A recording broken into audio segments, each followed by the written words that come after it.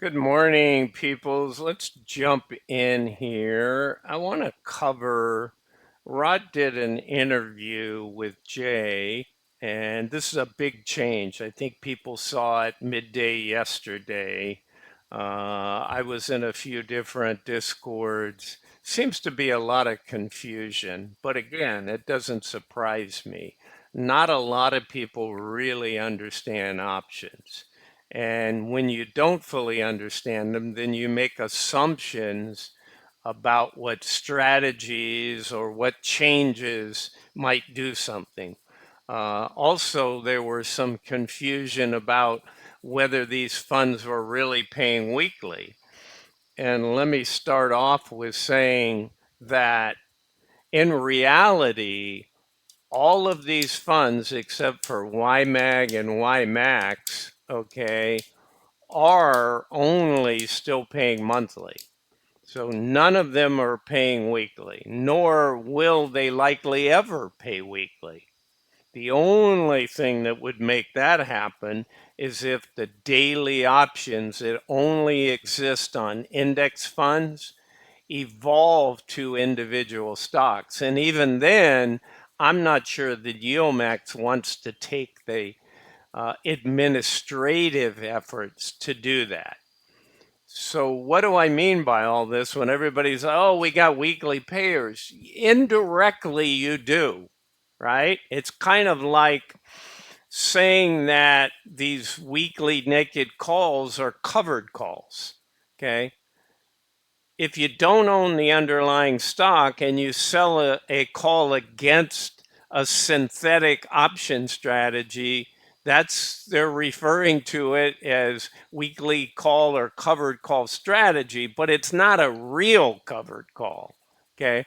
So these funds aren't paying weekly, except they're moving the distribution payment on all the single stock funds, some 30 something, into four categories. And they're just having each of those categories pay on a different week, right? So if you're YMAX and YMAG, you own some of those funds, right? If you're YMAX, you own all of them. So YMAX is going to come out and every week they're going to pay distributions. But in a way, they're really a portion of what they're one fourth of the companies that they own that are paying that week. Then one fourth of the companies they own the next week are going to distribute, right? So you're really getting the same distribution that you were going to get on the monthly level, but you're breaking it up. Don't get me wrong, they're helping those of you that need that. But for me personally, I find that need like, oh, I gotta have it, which goes right back to high margin and, risky behavior. So I associate that with lack of knowledge, okay? Because I see people get burnt in those methods when you don't know what the marketplace is going to give you. But again, an opinion. Also, I see a little bit with Jay lately that starts to make me think he's only really like a fanboy with Rod, and he mentions Corey, which I don't think anybody watches Corey's channel. Not knocking Corey. I don't know her from Adam. She's probably a super nice person. But I tried to watch it a few times and I couldn't. So just I think Rod does a good job. He's been around for a long time on that channel. When I first came out with my spreadsheet, I modeled it a little bit after his. I got a lot of negative press from people, but I assured them that I wasn't copying it. I was adding and changing, and I did that. And then I turned around and saw Rod come back around and make some of the changes that I made. Because I think, frankly, all you listeners out there listen to a lot of different channels, and you should, right? There's a lot of people. Even Rod made that comment to Jay. Hey, there's a lot of people out here reporting. Now, some people just report a payment. Some of us actually understand how these options work. Some people have a decade. I've got 4 decades with options. Okay, I'm not saying I'm the most option guru. Not trying to go there. I'm just saying that there's a lot to take in, and I still see a lot of bad behavior that's yield chasing. Okay, we all want high return. All right, so let me get into this. So back to what I said, and we can look at this 2 different ways, right? So this is almost confusing, mainly because you had 3 fund-of-fund. Ulti doesn't play in this in any way, shape, or form, really. YMAX and YMAG, since they own other funds, right? You've seen my forecast, you've seen other people's forecast of the payout. Where do they get that money? Well, they get that money because they buy shares in Tesla and Coney and Misty, every single stock fund for YMAX. But YMAG only owns 7. So they were very smart when they broke up these groupings, right? If you go to the MAG 7, you start to see here's 2 of the MAG 7, right? I think AMD is in there. I don't always remember every one, but I'm sure it is. And then over here, you got NVIDIA, right? And here you got Tesla. So they made sure that 4 of their biggest and they got Misty's not one of the Meg 7. I thought that was Microsoft, MSFO. Okay, which has got to be here somewhere, people. There we go. So you got Microsoft in here for sure. I can't remember. I don't think AMD is. Okay. Tesla is. AMZ is for Amazon, Microsoft is, NVIDIA and Tesla. Right there alone, you have 1 of the Mag 7 in every one. Oh, and then they have GUIs, so there's 2, right? So there's a few like that. If you really dig in here, you can find it. But here's my point. They couldn't really pay weekly. Jay described that. He talked about sometimes we write options out 2 weeks or 10 days, especially when you get closer to earning. So a lot of things were said today, and I thought there were some good questions from the audience. I see a lot of my watchers out there, and people that watch watch as many channels as you get value out of, right? But I think what Jay has got to do going forward is pull a panel together. If somebody doesn't even understand options and they're asking a question, is their question that valuable? Don't get me wrong. Everybody should be able to talk to Jay. Send in question, that. But why don't you get a panel of 4 of the smartest Yieldmax followers and reporters that really understand options? Kamir's never not included. I don't know that he's an option expert, but he's built together a Discord of some really smart people. There's a lot of people in there. For me, it's almost too much noise, right? I get distracted from the 80% that don't know anything. And look, everybody's been there. We've all been there, and that's necessary. But it's that 20%, or it's the really knowledgeable people that have all the value. But even then, sometimes they get confused. It's hard. Any of us can. If I wasn't reporting on this so that I had to dig into it, then I wouldn't know some of the nuances. I thought I knew options really, really, really well. And after 6 months of analyzing these things, even I learned a couple little nuances that I didn't know before. So this is what I'm going to lead you through. How much of what Jay said is going to help you? How much what he didn't say going to hurt you? And was any of it misleading, right? The good, the bad, and the ugly. So that's what this review is. But let me just start with, what is it? Okay, he talked about this. People will figure this out soon enough. So as we go to this upcoming normal distribution of YMAG and YMAX, right? This time, they're going to do their normal one, but look what happens. All of a sudden, when you get to 10.2, they're only distributing Group A ETFs, right? So, and what they're going to do on 925 is, so what that says to me is they're going to hold back here. Okay, on these distributions, it's hard to, maybe they're only going to pay 1/4. All of a sudden it becomes a weekly, right? But they've already collected 4/4, right? So what do you do when you get here and you start coming down through these different ones, and you're going to pay 1/4, 1/4, and by the time 4 weeks are done, now you're going to also do the same thing. Now you're just going to start distributing the 1/4. So a lot of little bits of confusion, but understand this: there shouldn't be any reason. And I see people that said, oh, we're going to start getting bigger distributions because these call spreads. Well, let me show you some data that says they're likely just the opposite. Again, people lie with figures, right? Or liars figure. So let's see. I'll present my case to you. Again, you should have everybody's opinion, because I see some smart people saying, oh, we're going to get bigger distribution. Call spreads aren't a magic solution. I will give you some examples where they're a great solution. But for every one I give you, I'll give you 3 examples of where they're no better and they're actually slightly worse than the existing naked call. So let's jump into that. So again, what is Yieldmax doing here? Yieldmax is moving YMAX and YMAG to paying weekly, okay? But they're only paying 1/4. But hey, I could go out to Roundhill and say same thing. They're writing a daily call, right?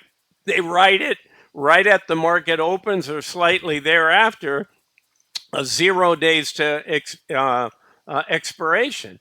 And so they collect 5 of those in the week, and then they pay out on the weekly. And as Jay said, they're doing weekly, but sometimes they're 8 or 9 or 10 days. So they really couldn't pay in the single stock funds on a weekly basis. But they own so many in YMAX that they're just paying on a portion. They're paying on 1/4 across four different weeks, right? And then the same thing a little bit in YMAG. It's got 7, and maybe they're doing 2, 2, 2, 1, right? Now, Jay said something I think important, makes a lot of sense. The one of the few things that I totally agreed with. He said, we want to keep these fairly even, because Rod asked him a good question. He said, well, are you going to switch some around if this one starts paying too much and it makes it lopsided? And Jay said, no, I don't think we'll switch any, but when we go to add a new fund, we'll add it to one that we think needs help. He didn't say that, my word, needs help, but essentially he said to even them out. All right, guys, so let me jump in and give you the real nitty gritty. So they call them A, B, C, D, right? So you can look and say, these are the payers that make up the A group, right? TSM, Snowy, Zomo, ExxonMobil, ARC, Ybit, Google, and Tesla. All right, the short and the long. So let's go. This is where I wanted to go. I put a lot together here for you. So let me tell you my conclusions after listening to the entire video. And yes, Jay should be thanked for coming out, but I don't think it's all roses, people. I actually don't expect much to change here in performance or yield.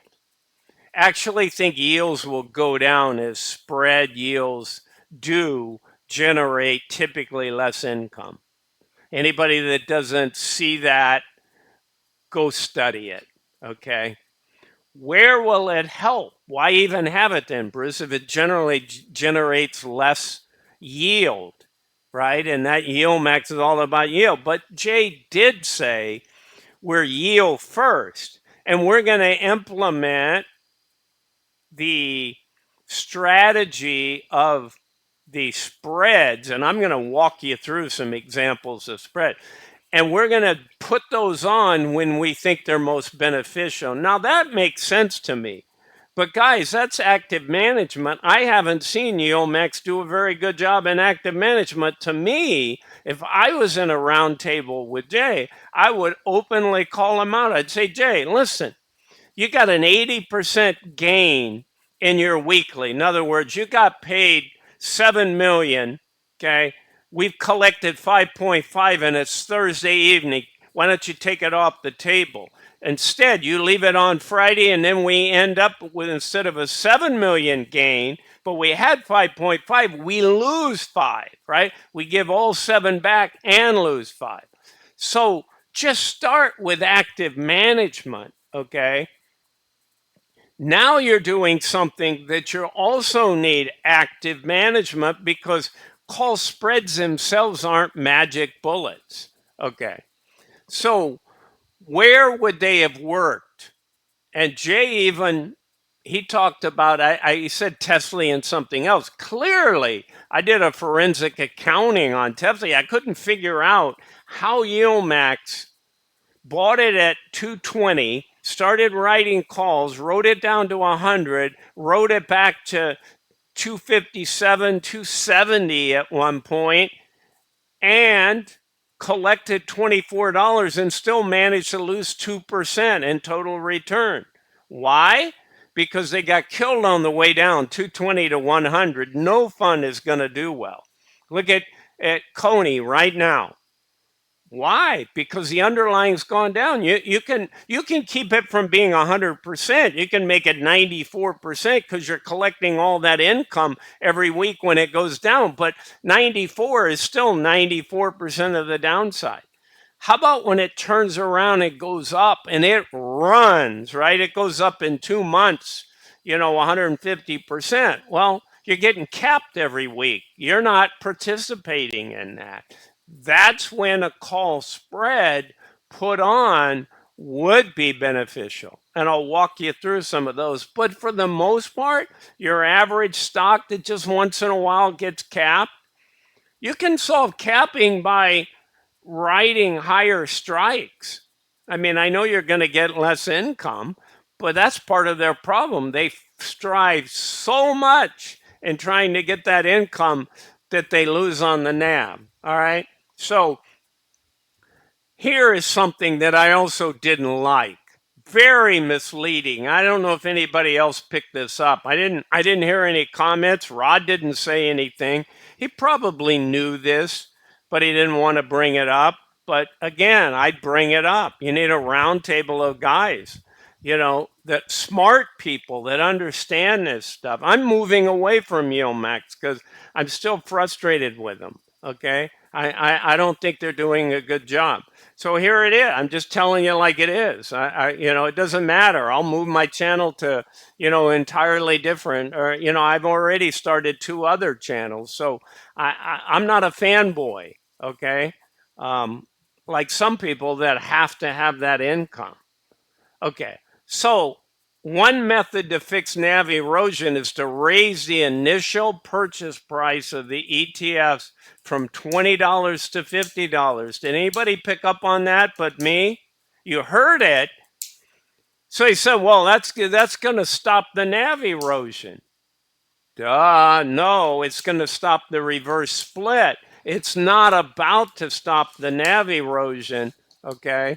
Now, if you do other things and you don't have NAV erosion, you don't really have a requirement to go to 50.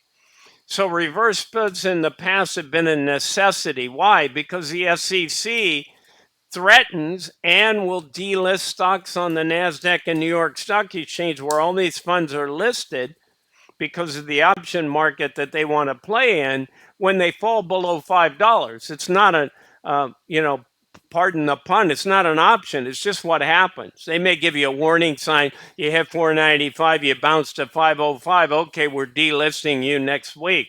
And then you scramble, right, to reverse split. So they're heading it off in advance when it gets to 6 or 7 or whatever, right? So that's what's behind it. Now, people say, well, Bruce, there are small cap stocks. I don't understand. Well, they're OTC, pink sheets, OTC, all those names, referred to as penny stock. And the problem there is if you're a shareholder Institutional money can't go and buy that. I pretty much can guarantee you that institutional money isn't buying into the Yieldmax funds. They wouldn't be allowed to take that kind of a risk and get that kind of NAV erosion. That can happen. Okay, so here's what the reality is. Before, we had a $20 stock price on all the Ymax funds, single stock fund. So when they got down to $5, now they may have, reverse split at 7 or 8. But the point is, they've lost 15. Well, 15 on 20 versus the 5 says they've lost 75% of the fund value, right? When they would have to get delisted, right? They would have to reverse split. So it's 3/4, right? Anybody can do the math on that. It's 3/4. There, divide 20 by 5 and 15 by 5. So what do? You come over here and you wait for a 90% erosion. But what Yieldmax like, they don't have to deal with it, and people don't have to see it because they got $45 worth of downside before they even have to worry. I'll call it 41. Here, they only have about half, right? When it gets down to 10, that's the area that they got to start watching. Okay, so enough on that, Bruce. Let's go through 3 examples of call spreads. Even Jay brought one up. But again, he didn't bring, in my opinion, a very realistic one. He just quickly threw out some numbers. And then he didn't run through all the scenarios, and he didn't, but in some fairness, he could have. I think he just saw the audience like, look, I'm also talking to some noobs. If I dive into this geek stuff, I'm gonna, people are gonna, eyes are gonna water over. And again, that's what some people will tell me. But if I don't tell you and show you, you're not going to believe what I'm saying. Oh, I took out my ability to type in here. So sorry, that's supposed to be a K. K's right next to J on the keyboard, naked. So 3 examples. And Jay used this kind of scenario, but he didn't do what I'm going to do for you. So here, the stock's at $100. You're underlying, right? I'm calling this method traditional. I call them naked calls. I call them what they really are. They call them a weekly calls, right? Weekly covered calls. And technically they're not covered, but I get where they get that term. Okay. So let's take his example, $1, and we go out to 105 and we sell a 105 call. This is your traditional naked, weekly call. You already have synthetics, which you participate in the upside when the underlying moves up. You move up just as if you own shares in that stock. Okay. But the naked call is free money unless you run past the strike price of your call. So we just labeled that at $5. Now, can you run to $5 and buy it back for 4, 5, 6, 8 cents? Absolutely. So you collected $2 and you made all of that movement up on your synthetic without losing anything, right? So you collected $2 for writing that call. So one could say your synthetic got 5 and you got 2, so you earned $7. Okay, you follow me in that example? So, but as soon as it got to 106, you're starting to give back money, right? You got that $2. Now you're giving it. So at 107, you've given everything back that you collected. You haven't earned anything on the call. Okay. But just walking you through 5 plus 2, so $7 in total gain. How about when you do a spread? Now, he tried to say like a 107 and a half. Well, I can tell you right now that a 107 and a half versus a 5, he said 50 cents. That's probably not going to happen at all. You just go look up some sample stocks. So I think you have to go to 110. Okay, so now you got a 5-point spread. You heard him talk about spreads. They're called credit or debit spreads, depend on which way you're playing, a bull or a bear. Okay, But the idea on the spread is, let me walk you through it exactly. So in the traditional, when it gets to 105, that's the best possible outcome you could have. Okay. It gets right up to 105. Why? Because you're going to get the same if it's 199. You're going to get the same $2 and keep it from all the way up to 105 down to 50, right? But I mean, anything down, anything up within a penny short or right at 105, you make all of your income. Okay. Where do you lose the minute it goes past 105? What if it goes to 110 in this scenario? Well, you got killed. Not only did you give your $2 back, you gave $3 more back. Okay. So you're taking money away from the synthetic. You're not producing any income. You're taking next week and the week after's income. Okay. So you're really hurting the scenario. Capping, that's a bad case of capping. Okay. But I'm just giving you, that's more like this, right? But up here, let's take this one where it runs to 105 and stops. Well, what you did was you additionally, you went long a call. You sold over here the same 105 and you got $2 on this side. But now you used $1 of the $2 to go out and buy a 110 call.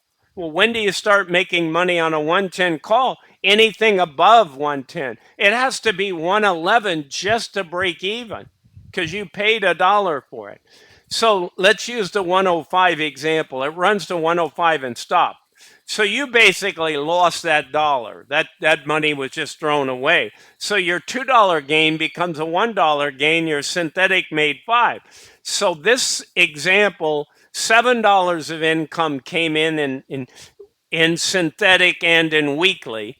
Okay, $2 in weekly. Over here, okay, only $1 in weekly came in because you had to use half of the $2 to buy this longer call, hoping that it ran really high. Okay. So this one paid more. Remember I said a lot of times you're going to make less yield when you put on spreads. All right. So let's give this one the benefit of the doubt. And let's talk about an ugly scenario over here and a pretty good, okay. It's not quite because it has to run past 110. Okay.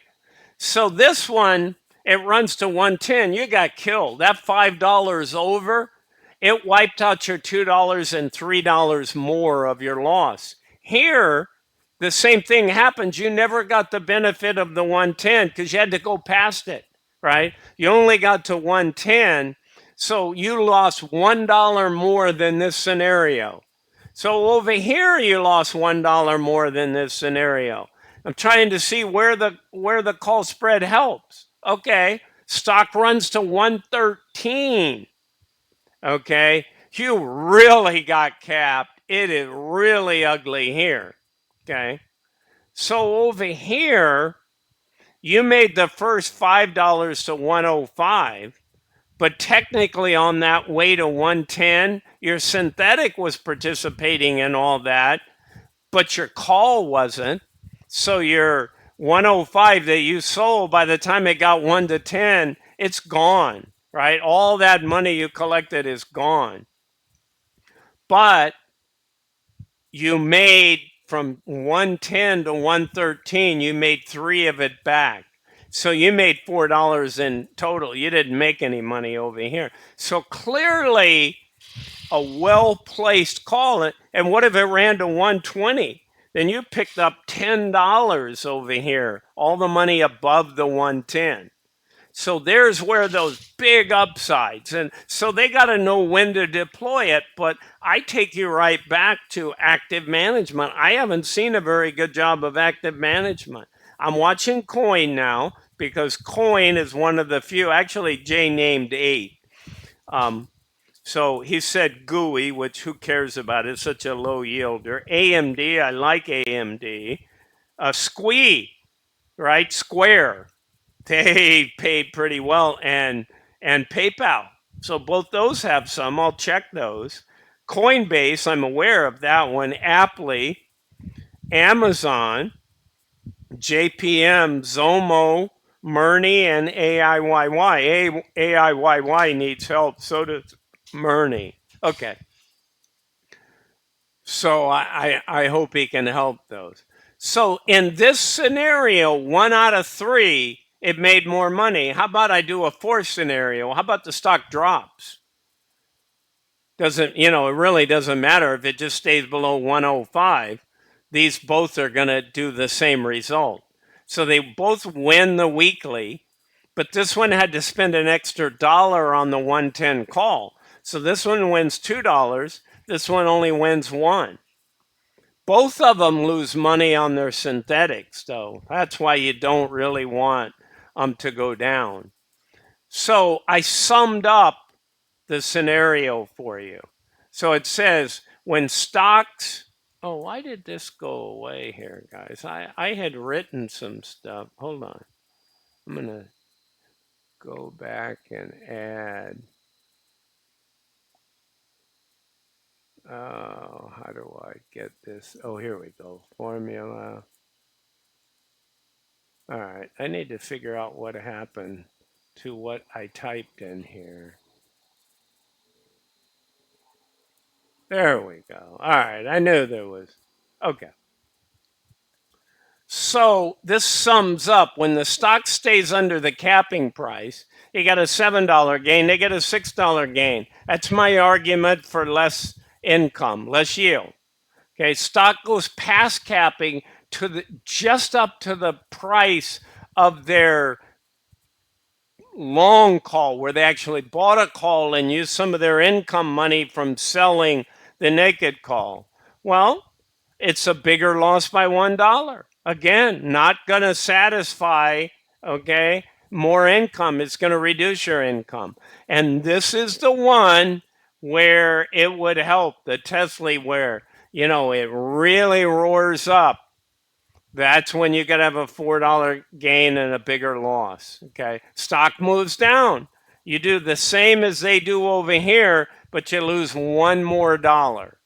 So there's 3 out of 4, guys, that it's no better. That one can be very beneficial, but timing and active management is required. All right. So final piece. Another misconception I saw was from people speculating that these funds would generate additional monies on a weekly basis. I don't think it's true. Nobody asked today. Okay. In YMAX, for example, Ed had bought some calls. Why do I know this? Because I examine YMAX, I report on it, I talk about how many shares, I look at its intraday. Okay. In YMAX, strangely, this time they didn't own any Myrna, right? Murni. The underlying symbol is Myrna. Okay. Typically, they buy Murni, right? They own Murni. But this time around, they didn't own any shares of Murni. So why would they own shares of Murni? Because they own shares of all the single stock companies. Okay. So by owning all the shares, they get the dividends and then they distribute the dividends. That's why when YMAX was doing good and the funds were all doing good, everybody's saying, hey, I'm getting 40% yield and I'm spreading my risk. And that was true for, certainly more than on the Mag 7 when they got, some 30 funds almost. All they have to do is pay once and then they get included in YMAG. So I'm not saying this is never going to happen, but I think YMAX is set up for owning these underlying funds. And then people go, oh, they're going to write options on them. Well, guys, if there's no options marketplace with enough volume for them to write options on the underlying Yieldmax funds, Tesla, Misty, Coney, like that. They're just not the bid and ask and the spread and all that is not going to work. They would have to go to the underlying, the Coinbases and the MSTR. Well, that's not what the fund is all about. Okay, and they'd have to change their perspectives. Okay, now this will be interesting how this sorts out. I think everybody missed this, just like I think you guys didn't think through the $50 stock price that'll solve reverse splits. No, it's just going to delay reverse splits. It doesn't solve the problem. I mean, from their bit, that's a classic case of who did it help?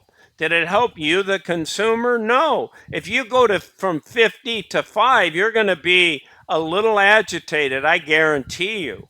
Going from 20 to 5, you're not happy, but you're not quite as agitated.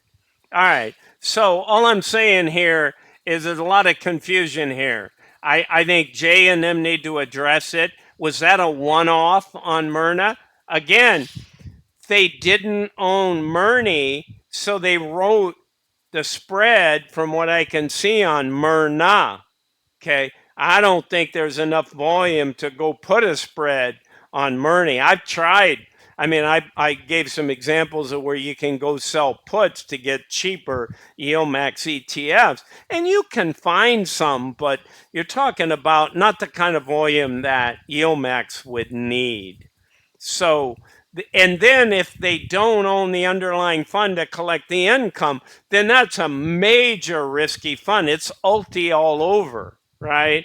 And I don't think any of you want YMAX to become ulti, although a lot of people love ulti, but you're not buying the fund. You're just buying high IV stock. Okay, guys, I've kept you long enough. Hopefully this helped you understand risk, okay, rewards, and whether this is beneficial. I think it'll be beneficial if it's actively managed and they pick the right times to use. Like right now, they have them on coin. If Coinbase starts to really move, then they should deploy almost all call spreads. But for now, they can nibble and play and get their fund managers used to just putting them on, period. All right, guys, this is Bruce with Targeted Wealth Creation. I'm not a financial advisor. This is not financial advice. And I guess I would challenge Jay. You know, I don't know why his perception, and he's such a fanboy with two YouTubers. Go out there to the most intelligent people and have a round table. Have 4 or 5 or 6 and do a podcast with those people, all talking about what they like, what they don't like, and all the rest. There are times to bring your user base in. If I'm Rod, I'd do the same thing. But most of the time, the user base, the people that invested in it and watch it and listen, learn. But there's so many newbies here that don't even know the right questions yet. Okay, guys, that's it. That's what I got for you. Bye for now.